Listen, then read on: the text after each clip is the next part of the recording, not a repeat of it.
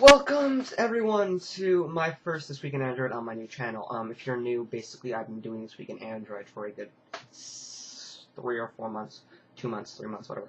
But I had to switch channels because basically my old username was a username I didn't want to show to companies who had I could possibly work with. I've had some interest.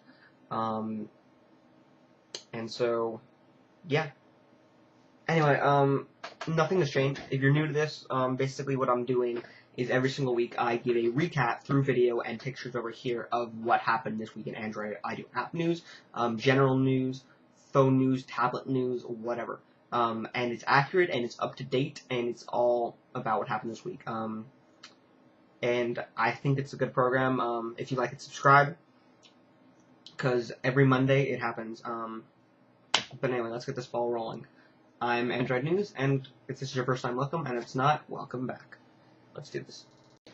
I say we start off with some app news. So, a few things have been released this week.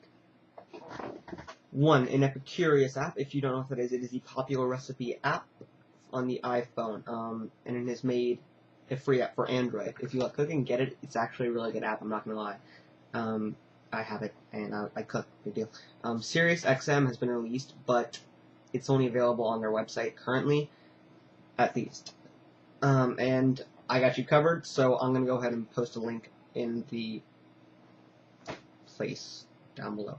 And finally, Alarm.com, a big player in the home security market, has released their Android app, which allows anyone using a security system, which has been labeled powered by Alarm.com on it, to monitor their alarm system from any Android phone. That is available in the market as well. What's that? What was that? You got to tell me you want some tablet news. Well, I have some good news for you.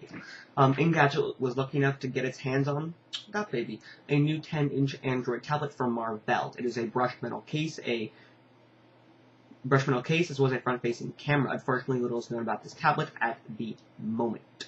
It does have a 10-inch screen, that's what we know. We know it as a front-facing camera, and a Snapdragon class Armada 610 processor that is apparently capable of 1080p decoding and encoding. The processor meets OpenGL ES 2.0, so the 3D graphics will look pretty good. In terms of which Android it will ship with, it will most likely ship with Android 2.1 at launch, and then will be fully upgradable to Android 2.2 later this year. As more information is released, I will let you guys know. The chipmaker Via apparently said that they will be releasing, that there will be $100 tablets coming to the US in the second half of this year, that are coming to the United States that will contain their chips. They will be in the range of 100 to 850, and there will be 5 of them. They said they will challenge the iPad, and I'm worried if that's actually true or not. Acer 7-inch tablet will be coming in Q4 2010, according to the CEO. We know 2 things officially. One, that it has a 7-inch screen, and that it's running Android. We don't know anything else. Lenovo has delayed 2 of its upcoming smartbooks, the Skylake and the UI Hybrid. Both are going to be here. Why was it delayed? Because they want Android on it. One of these things, the UI Hybrid, is actually really interesting. So basically, it has, if you can see, it has a keyboard, and then it's going to have a removable tablet. And basically, it will be dual booted. So when you take the tablet out of the keyboard, it will be running Android. And then when you put the tablet back into the keyboard, it will be running Windows 7, and they will somehow seamlessly integrate. And I gotta say, that's amazing. Like, that's really cool. And that's a match made in heaven for me, since I love Windows 7 and I love Android. So, I mean, it's like, awesome. This thing right over here, the Compal 7, is an Android tablet that will be using the famed Tegra 2 chip from NVIDIA. Specs are as follows: Android 2.1, 7-inch touchscreen, Android 2.1, 3.5mm jack, HDMI and SD card slot, and rumors predict ARM Cortex A9 with OpenGL 2.0 and flash integration. The HDMI is said to be able to handle 1080p video, and there is a 12-megapixel camera. No current release date.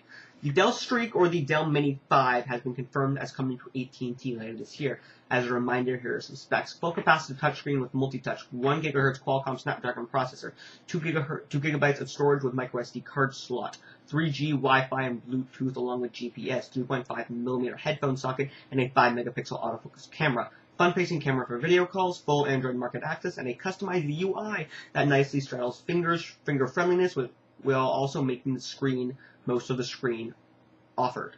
Shipped with Android 1.6, but will be upgraded to 2.2 by the end of this year. Weirdly enough, it can also be used as a smartphone due to its native voice call support. Sorry if I talk a little bit fast. I'm trying to get this under 10 minutes. This is the MSI WinPad 110, another NVIDIA Tegra 2 powered tablet. All we really know about that is that it's 10-inch screen, a USB port, video out capability, and will be running Android 2.1. Rumors will suggest that it will sell for $399 by the end of this year. Wow. That's actually, looks pretty nice. Now then, time for the best part of this, the phone news.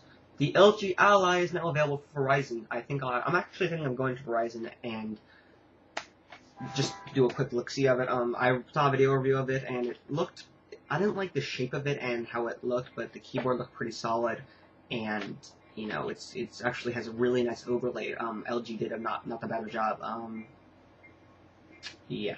And, okay, so this thing, the Kyocera Zio M6000, is now rumored to be heading to Boost Mobile. This phone really, honestly, it isn't that impressive. But here are the specs, just to let you guys know. 3.5-inch WVGA 400 by 800, 480 by 800 touchscreen, Android 1.6, 600 megahertz processor, 512 megabytes internal storage, 3.2-inch megapixel camera. Nothing too amazing there. Acer has officially unveiled the stream. Specs are now official. Android 2.1, 1 GHz Snapdragon processor, 3.7-inch WVGA AMOLED touchscreen, HSDPA, Bluetooth Wi-Fi, 512 megabytes of RAM, 2 GB onboard storage, customized Acer UI, 5-megapixel camera with 720p or HD recording, and an HDMI port. It appears AT&T is finally getting serious about Android with this, the Samsung i897. The specs seem to be completely identical to the Samsung Galaxy S, though. It has a 4-inch AMOLED screen, Android 2.1, and a 5-megapixel camera, and will be shipped out later this year. We do not know very much about it.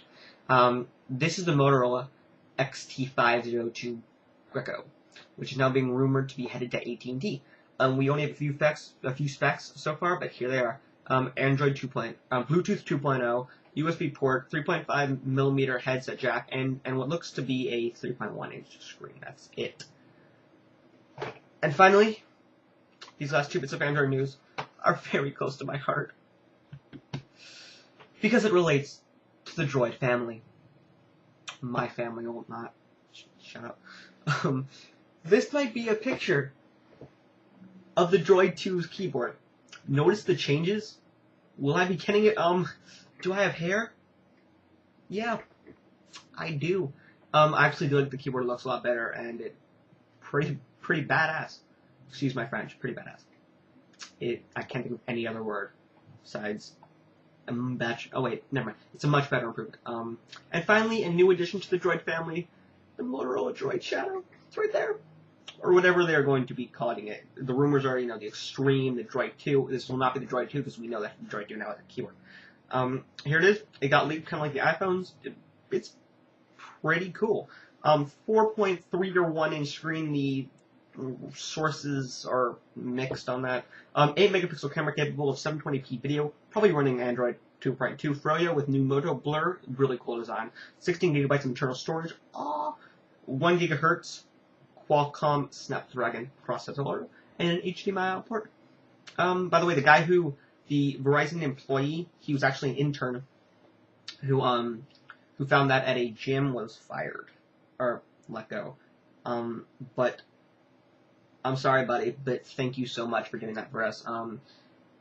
I don't know how we can do it, but someone could give them support because the Android community obviously loves you. Also, developers, get your butt cracking on putting Froyo on my Droid, okay? I need that kind of speed.